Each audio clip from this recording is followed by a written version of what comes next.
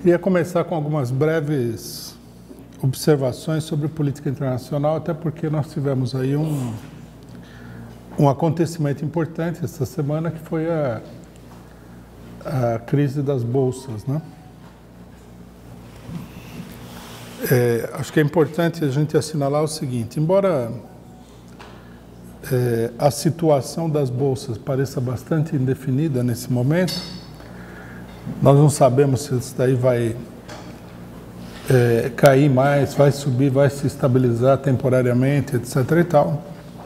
Algumas coisas ficaram claras nos acontecimentos da semana. Primeiramente, que não se tratou de uma crise menor, né? Pelo contrário, o que nós temos aí pela frente é uma crise de maior envergadura,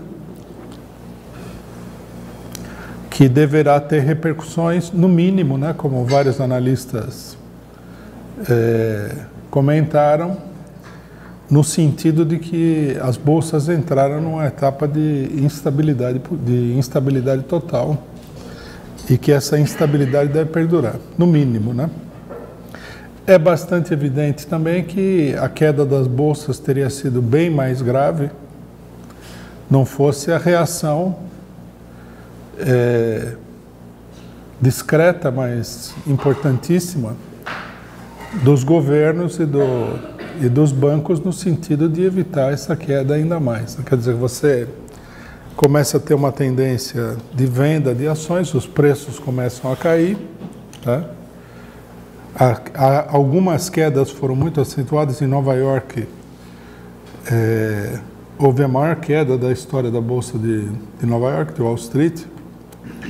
E depois, diante dessa tendência de venda, determinados setores que já têm uma vigilância sobre essa situação da Bolsa passam a comprar as ações para ver se eles estimulam um movimento no sentido de comprar e de revalorizar as ações, que foi o que aconteceu essa semana. As quedas foram bastante acentuadas, né? A oscilação foi muito grande. A gente percebe a gravidade da crise pelo seguinte fator: no primeiro dia teve uma queda muito acentuada e, de repente, né, milagrosamente, o mercado de ações começou a subir. Esse milagre foi provocado, logicamente, pela intervenção direta de grandes agentes do mercado, né, para evitar uma corrida às bolsas. Mas depois, no dia seguinte, a bolsa cai de novo e assim continua a semana inteira. Isso em caráter internacional, né? Não só nos Estados Unidos. A queda foi muito acentuada nos mercados asiáticos, atingiu a bolsa brasileira, né?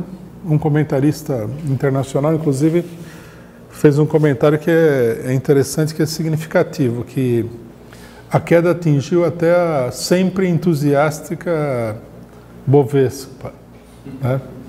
E no Brasil as bolsas estão sempre subindo. Então, eu acho que é tranquilo dizer que nós estamos entrando num momento de turbulência, que isso daqui pode se agravar extraordinariamente, temos que esperar para ver, né? E ao que tudo indica, isso aí seria sintoma de uma crise de grande envergadura. Seria sintoma ou seria, né, os primeiros movimentos iniciais de uma crise de grande envergadura. Nós temos que lembrar, para situar bem essa crise que está atingindo as bolsas, que embora nos últimos tempos as bolsas tenham subido, tenham alcançado grandes índices, etc. e tal, e a grande imprensa econômica internacional, que é uma imprensa ligada ao capital financeiro, tenha falado que a economia anda bem, nós temos que entender que a economia, ela sofreu um baque muito grande com a crise de 2008, reflexo de toda a crise da política neoliberal, e isso daí jogou a economia para baixo. Então, quando eles falam em estabilização, quando eles falam que a economia está bem, as bolsas cresceram, nós temos que entender o seguinte: Do ponto de vista geral da economia, não há nenhuma verdadeira recuperação. A situação é extremamente frágil na maioria dos países. Não há recuperação do desemprego gigantesco que se criou, não há nada disso, né? Basta a gente ver a situação do Brasil, né? Que foi atingido pela crise econômica com bastante violência depois de um ciclo de crescimento, digamos assim, da economia, né? Através da venda de mercadorias privilegiadas no mercado internacional, como minério de ferro e petróleo, etc. e tal. Então, quer dizer, a crise atinge a economia já debilitada, né? E, portanto, se essa crise se aprofundar, o que parece ser uma tendência geral do que nós estamos vendo hoje, vai se aprofundar no marco de uma economia já bastante duramente atingida no período anterior, né? Nós vamos ter que acompanhar o movimento, né? A semana foi extremamente negativa nas bolsas, ninguém diz que há uma recuperação, e aí temos que ver o que vai acontecer. Pode acontecer de na segunda-feira eles conseguirem equilibrar mais a situação, parar de cair, como pode acontecer que haja uma corrida às bolsas e a crise se aprofunde. Mas, de qualquer maneira, essa crise abre uma nova etapa de instabilidade no marco já estabelecido da crise anterior. Bom, um dos motivos também pelos quais a crise ela tende a se aprofundar é a crise política internacional, né? Quando você lê o jornal, os jornais eles separam cuidadosamente uma coisa da outra, a não ser que haja uma influência direta. Sei lá, um problema muito grave num país afetou diretamente a bolsa, eles estabelecem uma relação. Mas o fato é que a maior parte dos países imperialistas estão sofrendo de uma instabilidade política muito profunda, né? E um caso dessa semana aqui mostra como a situação é grave, que é o caso da Alemanha. Vamos recapitular. Na Alemanha foram convocadas eleições, meses atrás já, e as eleições deram a vitória ao partido da Merkel, que já estava no governo, Partido Conservador, que está no governo há muito tempo. Só que ela não conseguiu uma maioria estável para formar o governo. E aí o governo alemão entrou numa etapa de instabilidade. Primeiramente, ela tentou fazer uma aliança com partidos de direita, fracassou. Tentou fazer aliança com uma coligação Frankenstein, com o Partido Verde, partido de direita, fracassou. E, finalmente, a única opção que restou foi fazer uma aliança com o Partido Social Democrata, o SPD, que já em si era um sinal de agravamento da crise, porque na Alemanha existe uma clara tendência ao crescimento da extrema-direita, que teve um excelente resultado na eleição. Se você pega os dois grandes partidos do país, né, digamos assim, o partido que compõe o centro de estabilidade do regime parlamentar alemão, o Partido Conservador de um lado e o Partido Social Democrata do outro, e coloca os dois no governo, é evidente que você está cedendo, né, toda a iniciativa oposicionista para a extrema-direita, ou para o surgimento de algum partido de extrema-esquerda, que na Alemanha esse partido não aparece inicialmente, né? Existe um partido de esquerda que foi bem na eleição, que é o partido chamado Die Linke, à esquerda, mas é um partido muito moderado, né? Então, se estabeleceu uma negociação para formar o governo, formou-se o governo entre os conservadores e social-democratas. Só que acontece o seguinte, nessa semana, um dos ministros indicados para o governo renunciou, falou que não ia fazer parte de um governo junto com o Partido Conservador. E há uma rebelião né, nas bases do Partido Social Democrata, principalmente na juventude social democrata, que é contra a coalizão com a Angela Merkel.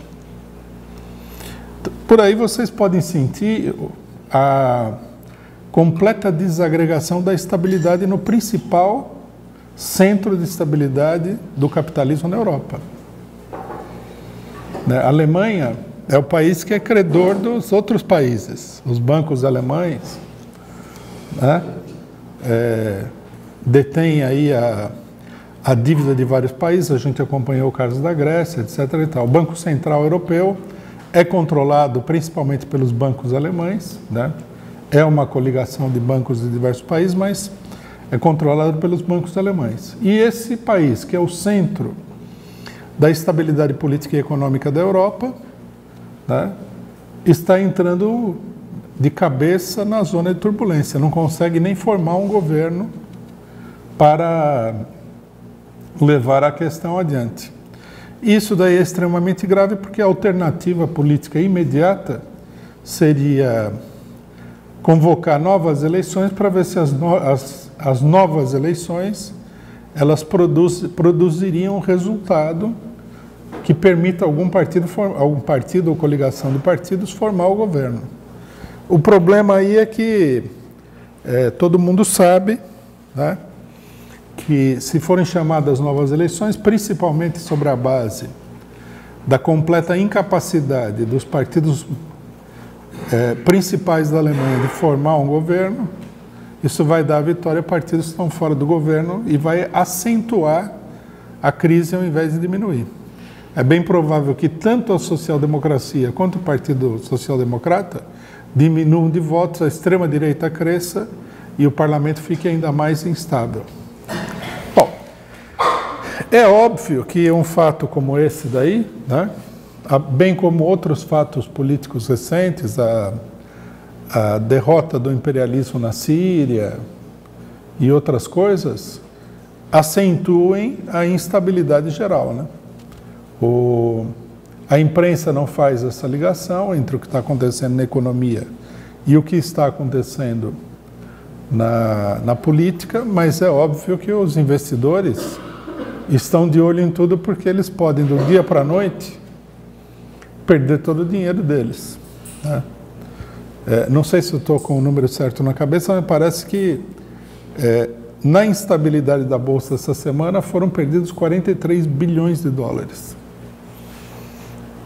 Quer dizer, uma coisa, se você é um investidor, vamos supor, até grande, se você não for dos mega investidores, uma oscilação na Bolsa pode acabar com toda a sua fortuna e você virar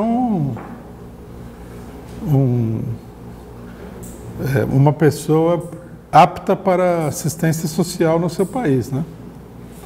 O que causa um pânico e, logicamente, vai fazer com que o pessoal seja muito cauteloso na questão do mercado de ações, para não dizer que eles vão entrar numa situação de pânico, né? Tendem a entrar numa situação de pânico, de histeria, e isso pode causar mesmo uma derrubada, né? Esses fatores políticos todos têm influência no que aconteceu nas bolsas essa semana e é muito importante.